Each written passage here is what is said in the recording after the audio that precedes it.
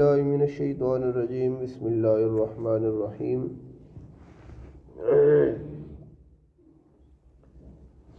اس سے پہلے اعوذ باللہ من الشیطان الرجیم اور بسم اللہ الرحمن الرحیم کے دو دروس ہو چکے ہیں۔ اس کے بعد رمضان المبارک کے مہینے کے اندر 4 دروس ہم نے روزوں کے فقہی مسائل کے دیے تھے۔ اب آج سے الحمدللہ تعالی سورۃ الفاتحہ سے شروع کریں گے۔ تو سب سے پہلے سورۃ الفاتحہ قرآن مجید کی تدوین کے لحاظ سے سب سے پہلی سورت ہے۔ اس کی 7 آیات مبارکہ ہیں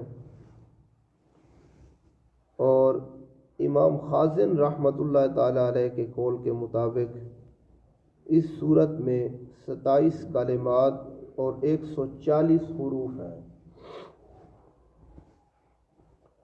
اس کی کوئی آیات ایسی نہیں ہے جو ناسخ اور منسوخ ہو، جو اللہ تبارک و تعالیٰ کے حکم کے مطابق منسوخ ہو چکی ہو۔ اس طرح قرآن مجید میں کوئی ایسی آیات آتی ہیں جو اللہ تبارک و تعالیٰ اس کے حکم کو منسوخ فرما دیتے ہیں، اس کے متبادل دوسری آیات آ جاتی ہیں۔ تو اسی طرح اس کے اندر کوئی ایسی آیات نہیں ہے جو منسوخ ہو چکی ہوں۔ یہ صورت قرآن مجید کی تمام صورتوں سے ایک الگ اور منفرد ایک مقام رکھتی ہے، کیونکہ احادیث مبارکہ میں اس سورۃ الفاتحہ کے بہت سے نام آئے ہیں۔ تفسیر بیضاوی کے اندر اس کے 14 نام لکھے ہوئے ہیں کہ اس سورت کے 14 نام ہیں، اور اسی طرح ایک اور تفسیر کے اندر بھی اس کے 23 نام لکھے ہوئے ہیں کہ سورۃ الفاتحہ کے 23 نام ہیں۔ تو جو مشہور و معروف نام ہے وہ سورۃ الفاتحہ ہے، جو عام طور پر ہم بولتے رہتے ہیں سورۃ الفاتحہ۔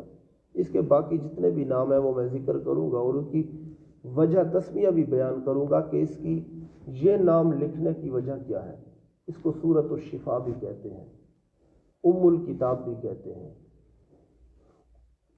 اسی طرح بہت سے نام ہیں اس کے، لیکن اس کے ساتھ ساتھ آگے جس طرح دروس آئیں گے تو اس کا نام میں ذکر کروں گا کہ سورۃ الشفا اس کو کیوں کہتے ہیں، اس کو سورۃ الفاتحہ کیوں کہتے ہیں، اس کو سورۃ ام الکتاب کیوں کہتے ہیں، اس کو سورۃ الکافی اور وافی کیوں کہتے ہیں۔ اسی طرح آج کے دروس میں تھوڑا سا اس کا جو بنیادی چیزیں ہیں کہ سورۃ الفاتحہ کے اندر کتنی آیات ہیں، یہ سب سے پہلی سورت ہے قرآن مجید کی، اور اسی طرح سورۃ الفاتحہ کا معنی آج ہی بیان کر دیتے ہیں کہ سورۃ الفاتحہ کا معنی ہے کھولنے والا یا کھولنے کے ہیں۔ اسی طرح امام راغب اصفہانی جو لغت کے بہت بڑے امام ہیں، وہ فرماتے ہیں کہ فاتحہ کسی بندش اور مشکل کو دور کر دینا فاتحہ کہلاتا ہے۔ جس طرح ہم کہتے ہیں کہ فاتحہ کسی چیز کو کھولنا، یعنی کوئی چیز بند ہو تو اس کو کھولنے کے لیے ہم استعمال فاتحہ کرتے ہیں۔ جس طرح قرآن مجید کے اندر بھی آتا ہے اذا جاء نصر اللہ والفتح، کہ اللہ تبارک و تعالیٰ کی نصرت اور مدد آ چکی مطلب یہ ہے کہ اس مشکلات کو دور کرنے کے لیے آ چکی۔ تو وہ مشکلات جب جھٹ جائیں اس کو ہم کہتے ہیں کہ یہ فتح ہو چکی ہے، کوئی بھی ایسی کام ہوتا ہے۔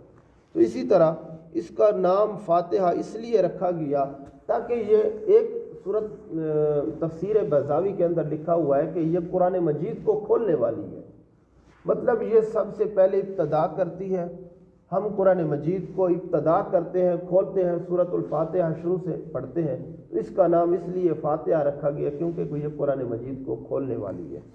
اور اسی طرح یہ بھی لکھا گیا ہے کہ یہ اس کو پڑھنے کے لیے مشکلات کھل جاتی ہیں، مشکلات دور ہو جاتی ہیں، جھٹ جاتی ہیں، تو اسی وجہ سے اس کا نام بھی سورۃ الفاتحہ رکھا گیا ہے۔ اللہ تبارک و تعالیٰ سے دعا ہے کہ اللہ تبارک و تعالیٰ ہم سب کو صحیح معنوں میں قرآن مجید پڑھنے کی اور سمجھنے کی توفیق عنایت فرمائے۔